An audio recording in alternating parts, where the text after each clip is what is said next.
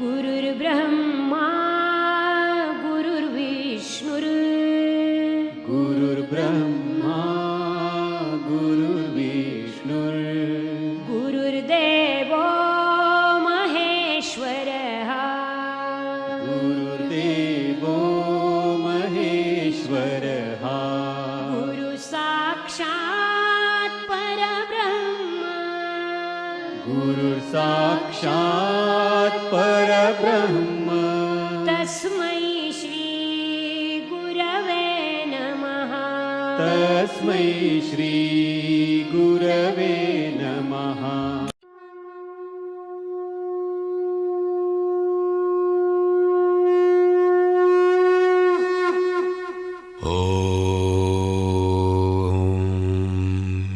श्री परमात्मने नमः। प्रेम से बोलो श्री कृष्ण भगवान की जय। मित्रों, भक्तों, मैं आचार्य श्री राजेंद्र कुमार सूर्यवंशी भगवान श्री कृष्ण की चरणों की धूल उनका शिष्य। मित्रों, श्री विष्णु पुराण का दूसरा अंश का 14वां अध्याय हम प्रारंभ करने जा रहे हैं। मित्रों, तो प्रेम से बोलो विष्णु भगवान की जय। प्रारंभ करते हैं 14वां अध्याय। एक बार प्रेम से बोलो श्री कृष्ण भगवान की जय। जड़ भरत और सौरवीर नरेश का संवाद। श्री पराशर जी बोले, उनके ये अपरमार्थ में वचन सुनकर राजा ने विनयवंत यानी कि विनती करके विनतियां होकर उन विपर से कहा। बहुत सुंदर है मित्रों। श्री पराशर जी बोले, उनके ये अपरमात्र में वचन सुनकर राजा ने विनयवंत होकर उन विपर से कहा। राजा बोले, भगवान, आपने जो परमार्थ में वचन कहे हैं उन्हें सुनकर मेरी मनोवृत्तियां भारांत सी हो गई हैं। हे अविप्रो, आपने संपूर्ण जीवों में व्यापत जिस असंग विज्ञान का दिग्दर्शन कराया वह प्रकृति से परे ब्रह्मा ही है, इसमें मुझे कोई संदेह नहीं है। परंतु आपने जो कहा कि मैं शिबिका को वहन नहीं कर रहा हूँ। शिबिका यानी कि उनकी जो जिसमें वो बैठे थे मित्रों पालकी, उसी को शिबिका बोलते हैं। शिबिका मेरे ऊपर नहीं है जिससे उसे उठा रखा है। वह शरीर मुझसे अत्यंत पृथक है। जीवों की प्रवृत्ति गुणों सत्व गुणों रजोगुणों तमोगुणों की प्रेरणा से होती है और गुण कर्मों से प्रेरित होकर प्रवृत्त होते हैं। इसमें मेरा कर्तव्य कैसे माना जा सकता है? हे अपरमार्थ यज्ञ परमात्र, यह बात मेरे कानों में पड़ते ही मेरा मन परमात्र का जिज्ञासु होकर बड़ा उतावला हो रहा है। हे अदिव्यज, मैं तो पहले ही महाभाग्य कपिल मुनि से यह पूछने के लिए कि बताइए संसार में मनुष्यों का श्रेय किसमें है, उनके पास जाने के तत्पर हुआ हूँ। किंतु बीच में ही मैं आपने जो वाक्य कहे उन्हें सुनकर मेरा चित्त परमार्थ शरण करने के लिए आपकी ओर झुक गया है। हे अदिव्यज, ये कपिल मुनि स्वरभूतम भगवान विष्णु के ही अंश हैं। इन्होंने संसार का मोह दूर करने के लिए ही पृथ्वी पर अवतार लिया है। किंतु आप जो इस प्रकार भाषण कर रहे हैं उससे मुझे निश्चय होता है कि वे ही भगवान कपिल देव मेरे हित की कामना से यहाँ आपके रूप में प्रकट हो गए हैं। अतः हे दिव्यज, हमारा जो अपरम श्रेय हो वह आप मुझ विनती से कहिए, हे प्रभु आप संपूर्ण विज्ञान तरंगों के मानव समुद्र ही है। ब्राह्मण बोले, हे राजन, तुम श्रेय पूछना चाहते हो या परमात्मा?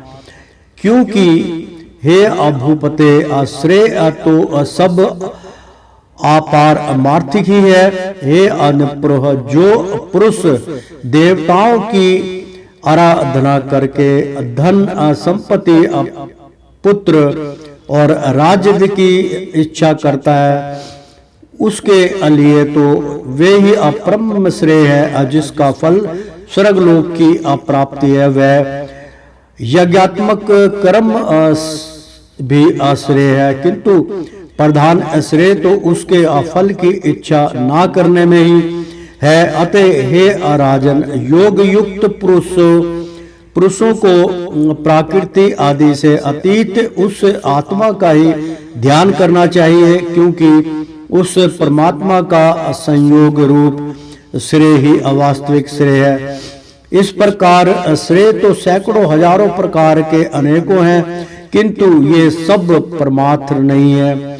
अब जो अपरमात्र है सो सुनो। यदि धन ही अपरमात्र है तो धर्म के लिए उसका त्याग क्यों किया जाता है, तथा इच्छित भोगों की प्राप्ति के लिए उसका वह क्यों किया जाता है? अतः वह परमात्र नहीं है। हे नरेश्वर, यदि पुत्र को अपरमात्र कहा जाए तो वह तो अन्य अपने पिता का परमात्र भूत है, तथा उसका पिता भी दूसरे का पुत्र होने के कारण उस अपने पिता का परमात्र होगा। अतः इस चराचर जगत में पिता का कार्य रूप पुत्र भी परमात्र नहीं है, क्योंकि फिर तो सभी कारणों के कार्य परमात्र हो जाएंगे। यदि संसार में राज्य की प्राप्ति को अपरमात्र कहा जाता तो ये कभी रहते हैं और कभी नहीं रहते। अतः अपरमात्र भी आग पाई हो जाएगा। इसलिए राज आदि ही अपरमात्र नहीं हो सकते। यदि ऋत्विक, यजु और सामरूप वेद त्रय से संपन्न होने वाले यज्ञ कर्म को परमात्र मानते हो तो उसके विषय में मेरा ऐसा विचार है, अनिर्प, जो वस्तु करुणा कारण रूपा मृतिक का कार्य होती है, वह कारण की अनुगामिनी होने से मृतिका रूप ही जानी जाती है। अतः जो क्रिया समृद्ध, घृत और कुसा आदि नाशवान द्रव्यों से संपन्न होती है, वह भी नाशवानी होगी। किंतु परमात्मा को तो प्राज्ञ पुरुष अविनाशी बतलाते हैं, और नाशवान द्रव्यों से निष्पन्न होने के कारण कर्म अथवा उनसे निष्पन्न होने वाले स्वर्ग आदि नाशवान ही है। इसमें असंदेह नहीं। यदि फलासा से रहित निष्काम कर्म को परमात्र मानते हो तो वह तो मुक्ति रूप फल का साधन होने से साधन ही है, परमात्र नहीं। यदि देह आदि से आत्मा का पात्र के विचार कर उसके अध्ययन करने को परमात्मा कहा जाए तो वह तो अनात्मा से आत्मा का भेद करने वाला है, और परमात्मा में अभेद है नहीं। अतः वह भी अपरमात्र नहीं हो सकता। यदि अपरमात्मा और जीव आत्मा के संयोग को अपरमात्र कहें तो ऐसा कहना सर्वथा मिथ्या है, क्योंकि अन्य द्रव्य से अन्य द्रव्य की एकता कभी नहीं हो सकती। अतः हे राजन, निस्संदेह ये सब श्रेय ही है, अपरमात्र नहीं। अब जो अपरमात्र है वह मैं संक्षेप से सुनाता हूँ, स्मरण करो। आत्मा एक व्यापक, सम, अशुद्ध, निगुण और प्राकृतिक से परे है। वह जन्म वृद्धि आदि से रहित सर्वव्यापी और अव्यय है। हे राजन, वह परम ज्ञान में है। असत्य नाम और जाति आदि से उस सर्वव्यापक का संयोग ना कभी हुआ, ना है और ना होगा। वह अपने और अन्य प्राणियों के, प्रेम से बोलो श्री कृष्ण भगवान की जय। अर्थात यदि आत्मा परमात्मा से भिन्न है तब तो गौ और अश्व के समान उनकी एकता नहीं हो सकती, और यदि बिंब प्रतिबिंब की भांति अभिन्न है तो उपाधि के निराकरण के अतिरिक्त और उनका संयोग ही क्या होगा। प्रेम से बोलो विष्णु भगवान की जय। वह अपने और अन्य प्राणियों के शरीर में विद्यमान रहते हुए भी एक ही है। इस प्रकार का जो विशेष ज्ञान है वही अपरमार्थ है। दैत्य भगवान भावना वाले अपुरुष तो अपरमार्थदर्शी है। जिस प्रकार अभिन्न भाव से व्यापक एक ही वायु के बांसुरी के छिद्रों के भेद से संयद्ध आदि अभेद होते हैं, उसी प्रकार शरीर आदि उपाधियों के कारण एक ही परमात्मा के देवता मनुष्य आदि अनेक भेद प्रतीत होते हैं। एक रूप आत्मा के जो नाना भेद है वे ब्रह्मा देह आदि की कर्म प्रवृत्ति के कारण ही हुए हैं। देवादि शरीर के अभेद का निराकरण हो जाने पर वह नहीं रहता, उसकी स्थिति तो अविद्या के आवरण तक ही है। इस प्रकार श्री विष्णु पुराण के दूसरे अंश में 14वां अध्याय समाप्त हुआ। प्रेम से बोलो विष्णु भगवान की जय। श्री विष्णु पुराण का 15वां अध्याय, दूसरे अंश का 15वां अध्याय हम प्रारंभ करने जा रहे हैं। अतृष्भु का निधाग को अद्वैत ज्ञानो परदेश। श्री अपराशर जी अब बोले, हे मैत्रेय, ऐसा कहने पर राजा को मौन होकर मन ही मन सोच विचार करते देख वे विप्रवर यदि अद्वैत संबंधनी कथा सुनाने लगे। अब ब्राह्मण बोले, हे राज शार्दुल, पूर्व काल में महर्षि त्रिभु ने महात्मा निधाग को उपदेश करते हुए जो कुछ कहा था वह सुनो। हे भूपते परमेष्ठी, श्री ब्रह्मा जी का त्रिभु नामक एक पुत्र था। वह स्वभाव से ही परमात्म तत्व को जानने वाला था। पूर्व काल में महर्षि पुलस्त्य का पुत्र निधाग उन त्रिभु का शिष्य था। उसे उन्होंने अति प्रसन्न होकर संपूर्ण तत्व ज्ञान का उपदेश दिया था। हे नरेश्वर, त्रिभु ने देखा कि संपूर्ण शास्त्रों का ज्ञान होते हुए भी निधाग की अद्वितीय में निष्ठा नहीं है। उस समय देवी कांदी के पर पुलस्त्य जी का बसाया हुआ वीर नगर नामक एक अति रमणीक और समृद्धि संपन्न नगर था। हे पार्थिवोत्तम, रसमय उपवनों से सुशोभित उस पूर्व काल में ऋतुभु का शिष्य योग वेता निधाग रहता था। महर्षि त्रिभु अपने शिष्य निधाग को देखने के लिए एक सहस्त्र दिव्य वर्ष बीतने पर उस नगर में गए। जिस समय निधाग बलि वैश्वदेव के अनंतर अपने द्वार पर अतिथियों की प्रतीक्षा कर रहा था, वे उसके दृष्टिगोचर हुए और वह उन्हें द्वार पर पहुंच अध्रे दान पूर्वक अपने घर में ले आया।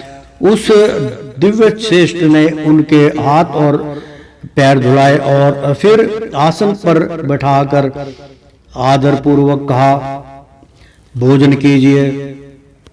त्रिभु बोले, हे वे अप्रवर, आपके यहाँ क्या क्या अन्न भोजन करना होगा यह बताइए, क्योंकि कुत्सित में मेरी रुचि नहीं है। निधाग ने कहा, हे दिव्य श्रेष्ठ, मेरे घर में सत्तू, जौ की लपसी, कंद, मूल आदि, फल आदि तथा पुए बने हैं। आपको इनमें से जो कुछ रुचि वही भोजन कीजिए।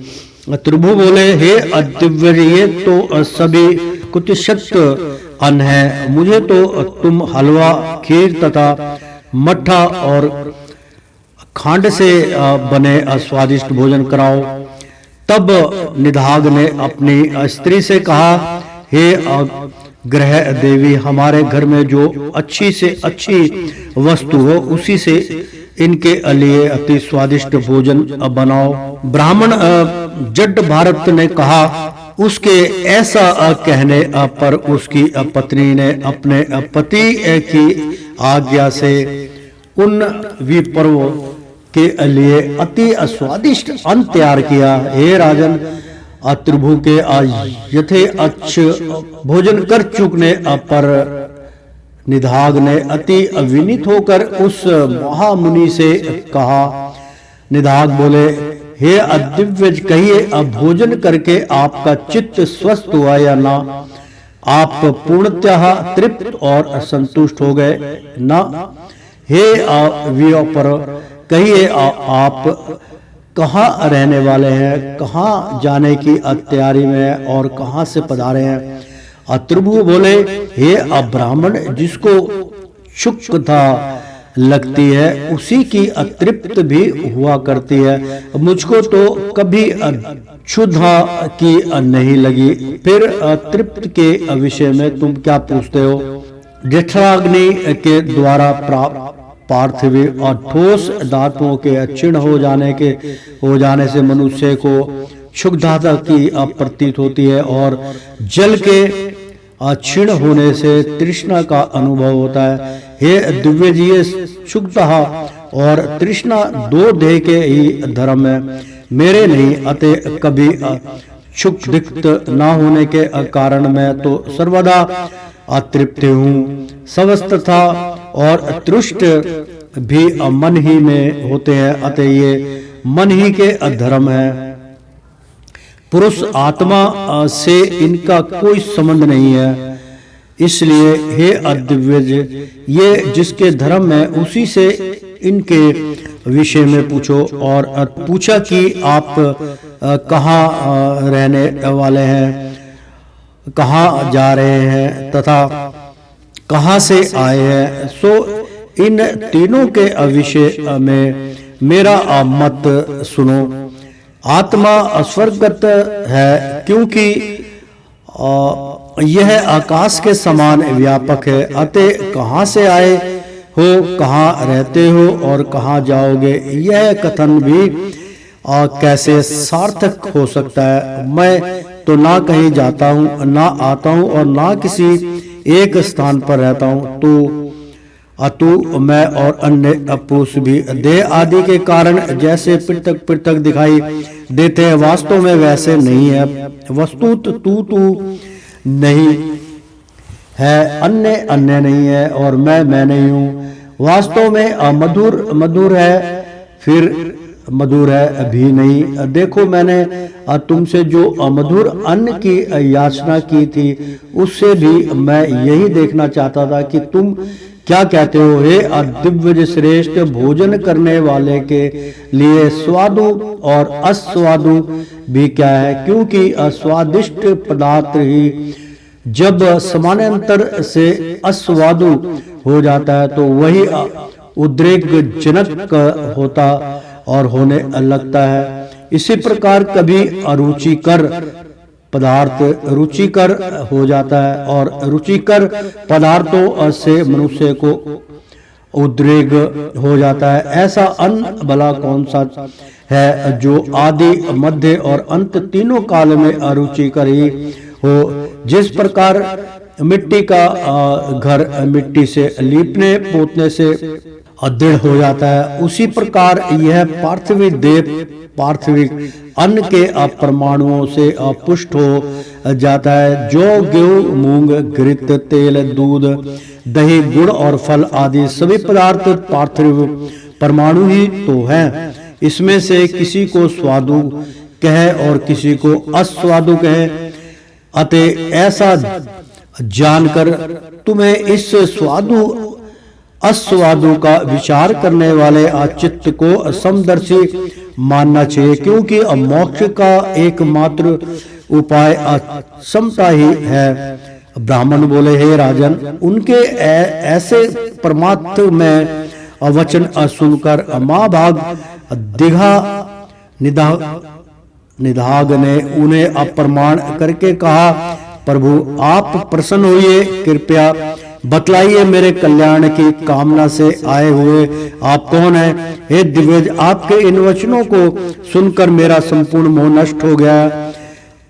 त्रिभु बोले, हे दिव्यज, मैं तेरा गुरु त्रिभु हूँ और तुझको सद्विवेकनी बुद्धि प्रदान करने के लिए मैं यहाँ आया था। अब मैं चाहता हूँ जो कुछ परमार्थ है वह मैंने तुझके कह ही दिया है। इस परमार्थ तत्व का विचार करते हुए तू इस संपूर्ण जगत को एक वासुदेव और परमात्मा ही का स्वरूप ज्ञान, इसमें भेद भाव बिल्कुल नहीं है। ब्राह्मण बोले, तदंतर निधाग ने बहुत अच्छा कह उन्हें प्रणाम किया और फिर उससे अपरम भक्ति पूर्वक पूजित हो त्रिभु सवेक्षा अनुसार चले गए। प्रेम से बोलो श्री कृष्ण भगवान की जय। इस प्रकार श्री विष्णु पुराण के दूसरे अंश में 15वां अध्याय समाप्त हुआ। 16वां अध्याय हम अब प्रारंभ करने जा रहे हैं मित्रों। ऋतुभु की आज्ञा से निधाग का अपने घर को लौटना। ब्राह्मण बोले, हे नरेश्वर, तद अंतर सहस्त्र वर्ष व्यतीत होने पर महर्षि त्रिभु निधाग को अज्ञानोपदेश करने के लिए फिर उसी नगर को गए। वहां पहुंचने पर उन्होंने देखा कि वहां का राजा बहुत सी सेना आदि के साथ बड़ी धूमधाम से नगर में प्रवेश कर रहा है और वन से कूसा तथा समेत लेकर आया हुआ महाभाग निधाग जन समूह से हटकर भूखा प्यासा दूर खड़ा है। निधाग को देखकर त्रिभु उसके निकट गए और उसका अभिवादन करके बोले, हे दिव्य जी, यहाँ एकांत में आप कैसे खड़े हैं?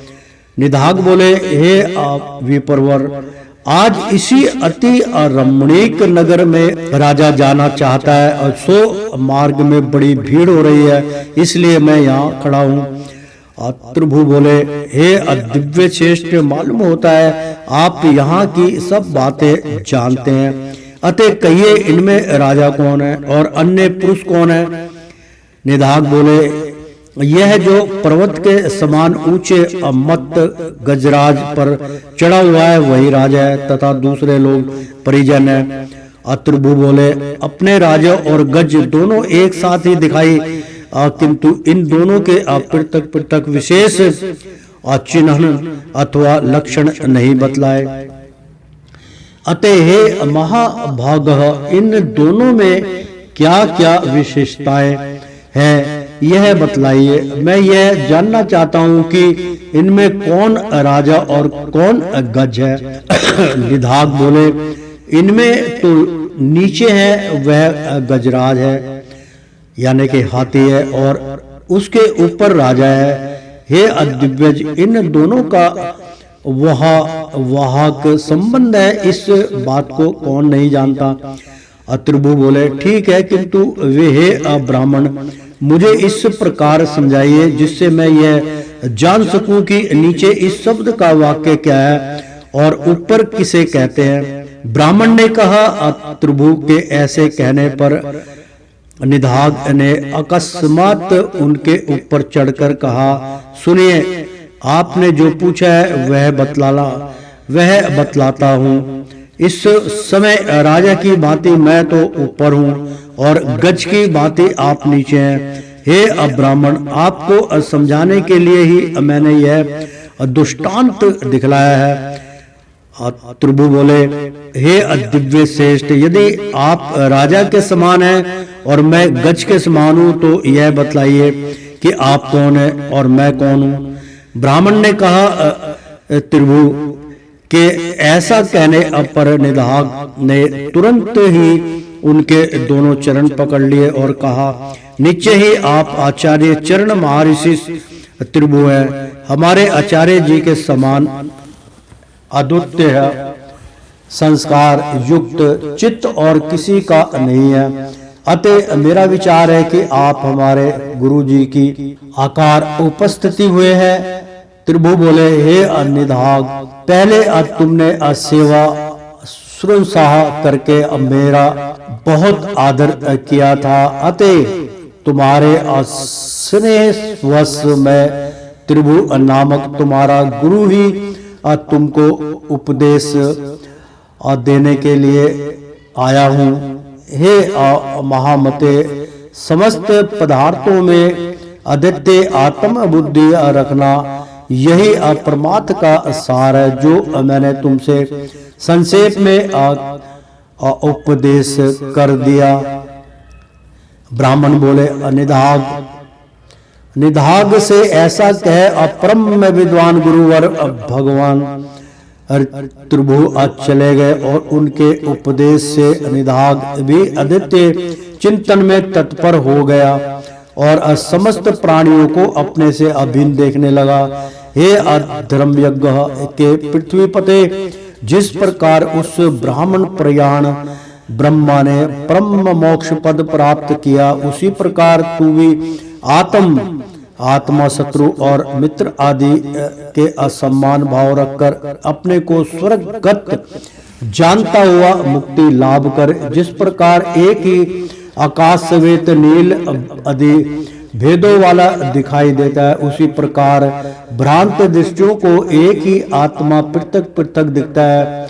इस संसार में जो कुछ है वह सब एक आत्मा ही है और वह अविनाशी है, उससे अतिरिक्त और कुछ भी नहीं है।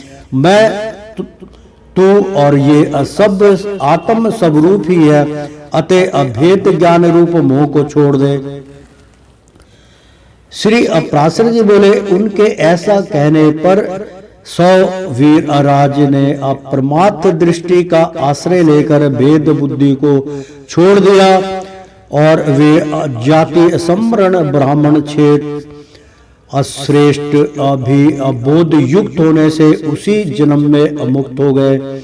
इस प्रकार महाराजा भरत के इतिहास के इस सारभूत वृत्तांत को जो पुरुष भक्ति पूर्व कहता है, सुनता है, उसकी बुद्धि निर्मल हो जाती है, उसे कभी आत्म अवश्य मृत्यु नहीं होती और वह जन्म जमांतर में मुक्ति की योग्यता प्राप्त कर लेता है। प्रेम से बोलो श्री कृष्ण भगवान की जय। इस प्रकार श्री विष्णु पुराण के दूसरे अंश में 16वां अध्याय समाप्त हुआ। इस प्रकार श्री अपराशर मुनि द्वारा विरचित श्री विष्णु परतव निर्णायक श्री विष्णु महापुराण का दूसरा अंश समाप्त हुआ। प्रेम से बोलो श्री कृष्ण भगवान की जय। श्रीमन नारायण नमो। ओम श्रीमन नारायण नमो। श्री विष्णु पुराणम। मित्रों, श्री विष्णु पुराण का तीसरा अंश का हम पहला अध्याय प्रारंभ कर रहे हैं, तो प्रेम से बोलो विष्णु भगवान की जय। पहले 7 मनवंतरों के मनु, इंद्र देवता, सप्तऋषि और मनु पुत्रों का वर्णन। श्री मैत्री जी बोले, हे गुरुदेव, आपने पृथ्वी और समुद्र आदि की स्थिति तथा सूर्य आदि ग्रहण के संस्थान का मुझसे भली प्रकार अति विस्तार पूर्वक वर्णन किया। आपने देवता आदि और ऋषि गणों की सृष्ट तथा चतुर्वर्ण्य एवं अत्रियक योनिगत जीवों की उत्पत्ति का भी वर्णन किया। ध्रुव और प्रहलाद के चरित्रों को भी आपने विस्तार पूर्वक सुना दिया। अतः हे गुरुवर, अब मैं आपके मुखारविंद से संपूर्ण मनवंतर तथा इंद्र और देवताओं के सहित मनवंतरों के अधिपति समस्त मनुओं का वर्णन सुनना चाहता हूँ। आप वर्णन कीजिए। श्री पराशर जी बोले, भूत काल में जितने मनवंतर हुए हैं तथा आगे भी जो जो होंगे उन सब का मैं आज तुमसे क्रम से वर्णन करता हूँ। प्रथम मनु स्वयंभू थे, उनके अनंतर क्रम से सावरोचिष्ट, उत्तम तामस, रैवत और चाक्षुष हुए। ये 6 मनु पूरे काल में हो चुके हैं। इस समय सूर्य पुत्र वैवस्वत मनु है, जिनका यह 7वां मनवंतर वर्तमान है। कल्प के आदि में जिस स्वयंभू मनवंतर के विषय में मैंने कहा है, उसके देवता और सप्त ऋषियों का तो मैं पहले ही यथावर्त वर्णन कर चुका हूँ। अब आगे मैं अस्वारोचित मनु के मनवंतर अधिकारी देवता ऋषि और मनुपुत्रों का स्पष्टतया वर्णन करूंगा। हे मैत्रेय, सर्वोच्च मनवंतर में अप्रावत और अतुषित गण देवता थे। महाबली विप्रशित देवराज इंद्र थे। उज्र, शतभम, प्राणवात, पृषभ, निर्य और अपरिवान, ये उस समय सप्तऋषि थे तथा चैत और किम अपुरुष आदि सर्वोचित मनु के अपुत्र थे। इस प्रकार तुमसे द्वितीय मनवंतर का वर्णन कर दिया। अब उत्तम मनवंतर का विवरण सुनो। हे ब्राह्मण, तीसरे मनवंतर में उत्तम नामक मनु और सुशांत नामक देवाधिपति इंद्र थे। उस समय सुधाम, सत्य, जप, पर्तदन और वर्षवर्ती, ये 12 देवताओं के गण थे तथा वशिष्ठ जी के 7 पुत्र सप्त ऋषिगण और अज, परशु एवं अदीप्त आदि उत्तम मनु के पुत्र थे। तामस मनवंतर में असुपार, हरि, सत्य और सुधि, ये 4 देवताओं के वर्ग थे और इनमें से प्रत्येक वर्ग में 27 देवगण थे। 100 अश्वमेघ यज्ञ वाला राजा शिबी इंद्र था तथा उस समय तो जो सप्त ऋषिगण थे उनके नाम मुझसे सुनो। ज्योतिर्धर्मा, पृथु, कव्य, चैत्र, अग्नि, वनक और पीवर, ये उस मनवंतर के सप्त ऋषि थे तथा नर, ख्याति, केतुरूप और जानु, जंग आदि तामस मनु के महाबली पुत्र ही उस समय राज्य अधिकारी थे। हे मैत्रेय, 5वें मनवंतर में रैवत नामक मनु और विभु नामक इंद्र हुए तथा उस समय जो देवगण हुए उनके नाम सुनो। इस मनवंतर में 14 देवताओं के अभिताप, भूतरह, वैकुंठ और सुमेधा नामक गण थे।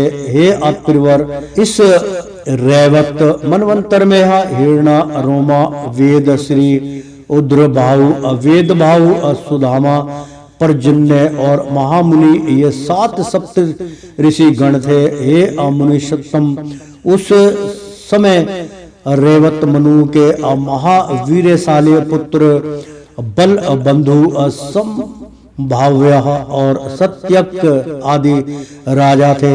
हे मैत्रेय, सवारोचित सवारो, अचिष्य, उत्तम, तामस और रैवत, ये 4 मनु राजा प्रियव्रत के वंशधर कहे जाते हैं। राजश्री प्रियव्रत ने तपस्या द्वारा भगवान विष्णु की आराधना करके अपने वंश में उत्पन्न हुए इन 4 मनवंतर धीअपों का प्राप्त किया। छठे मनवंतर में चासुक्स नामक मनु और मनोजव नामक इंद्र थे। उस समय जो देवगण थे उनके नाम सुनो। उस समय आपे प्रस्तुत, भव्य, पृथुक और लेख, ये 5 प्रकार के महानुभाव देवगण वर्तमान थे और इनमें से प्रत्येक गण में 8-8 देवता थे। उस मनवंतर में सुमेधा, वीराजा, अभीष्मान, उत्तम, मधु, अति, नामा और सहिष्णु, ये 7 सप्तऋषि थे तथा चासुष के अति बलवान पुत्र कऊ, उरव, पुरु और शत धूमन आदि राज्य अधिकारी थे। ये अविप्रो, इस समय इस 7वें मनवंतर में सूर्य के पुत्र महातेजस्वी और बुद्धिमान श्राद्ध देव जी मनु है। हे महामुने, इस मनवंतर में आदित्य, वसु और रुद्र आदि देवगण हैं तथा पुरंदर नामक इंद्र है। इस समय वशिष्ठ, कश्यप, अत्रि, जम, दग्नि, गौतम, विश्वामित्र और भरद्वाज, ये 7 सप्तऋषि है तथा वह सबत मनु के इच्छुकवाकु, नग्र, दृक्ष, शर्याते, नरिष्टतंत, नभाग, अरिष्ट, करुष और अपिशधन, ये अत्यंत लोक प्रसिद्ध और धर्मात्मा 9 पुत्र हैं। समस्त मनवंतरों में देव रूप से स्थित भगवान विष्णु की अनुपम और सत्व प्रधाना शक्ति ही संसार की स्थिति में उसकी अधिष्ठात्री होती है। सबसे पहले स्वयं भू मनवंतर में मानस देव और यज्ञ पुरुष उस विष्णु शक्ति के अंश से ही आकुति के गर्भ से उत्पन्न हुए थे। और फिर सवारोचिष मनवंतर के उपस्थित होने पर वे मानस देव श्री अजिति तुषित नामक देवगणों के साथ तुषिता से उत्पन्न हुए। फिर उत्तम मनवंतर में वे तुषित देव ही देव ऋषि सत्य गण के सहित सत्य रूप से असत्या के उदर से प्रकट हुए। तामस मनवंतर के प्राप्त होने पर वे हरि नाम देवगण के सहित हरि अरूप से हार्य के गर्भ से उत्पन्न हुए। तत्पश्चात वे अदेव श्रेष्ठ हरि अरैवत मनवंतर में तात्कालीन देवगण के सहित असंभूति के उदर से प्रकट होकर मानस नाम से विख्यात हुए तथा चाक्षुष मनवंतर में वे पुरुषोत्तम भगवान वैकुंठ नामक देवगणों के सहित विकुंठा से उत्पन्न होकर वैकुंठ कहलाए। और हे अदिव्य, इस वह अश्वत्थ मानवंतर के अप्राप्त होने पर भगवान विष्णु कश्यप जी द्वारा अदिति के गर्भ से वामन रूप होकर प्रकट हुए। इन महात्मा मावन जी ने अपनी 3 डगों से संपूर्ण लोकों को जीतकर यह निष्कृष्ट त्रिलोकी की इंद्र को दे दी थी। हे अविप्र, इस प्रकार 7 मनवंतरों में भगवान की ये 7 मूर्तियां प्रकट हुई, जिससे भविष्य में संपूर्ण प्रजा की अभिवृद्धि हुई। यह संपूर्ण विश्व उन परमात्मा की ही आसक्ति से व्यापक है, अतः वे विष्णु कहलाते हैं। क्योंकि विश्व धातु का अर्थ प्रवेश करना है। समस्त देवता मनु सप्तऋषि तथा मनु पुत्र और देवताओं के अधिपति इंद्र गण, ये सब भगवान विष्णु की ही अभिभूतियां है। प्रेम से बोलो विष्णु भगवान के। इस प्रकार श्री विष्णु पुराण के 3रे अंश में पहला अध्याय समाप्त हुआ। प्रेम से बोलो श्री कृष्ण भगवान की जय। श्रीमन नारायण नारायण हरि हरि, लक्ष्मी नारायण नारायण हरि हरि। मित्रों, भक्तों, एक बार प्रेम से बोलो श्री कृष्ण भगवान की जय। एक बार बोल दो ना, राधे राधे कृष्णम कृष्णम।